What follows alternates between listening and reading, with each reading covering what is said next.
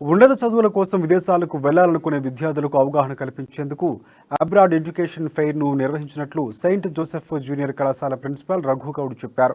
హిమాయత్ నగర్లోని కళాశాల ప్రాంగణంలో నిర్వహించిన ఎడ్యుకేషన్ ఫెయిర్ లో పలు కన్సల్టెన్సీల కంపెనీల ప్రతినిధులు విద్యార్థులకు తల్లిదండ్రులకు పలు సూచనలు చేశారు. ఇంటర్ తర్వాత ఏ కోర్సులు ఉంటాయో, విదేశాలకు వెళ్లేందుకు వీసా ప్రాసెస్, స్కాలర్షిప్ల వంటి అంశాలను వివరించారు. విదేశాల్లో ఉన్నత విద్యను అభ్యసించాలనుకునే విద్యార్థులకు ఈ అబ్రాడ్ ఎడ్యుకేషన్ ఫెయిర్ ఎంతో దోహదపడుతుందని ప్రిన్సిపాల్ రఘు గౌడ్ చెప్పారు.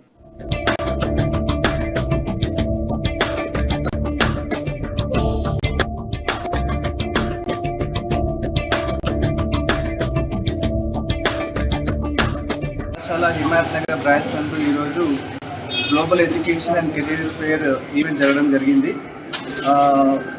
ఓవర్సీస్ యూనివర్సిటీస్ రిప్రజెంటేటివ్స్ ఈ యొక్క ఈవెంట్లో పార్టిసిపేట్ చేయడం జరిగింది.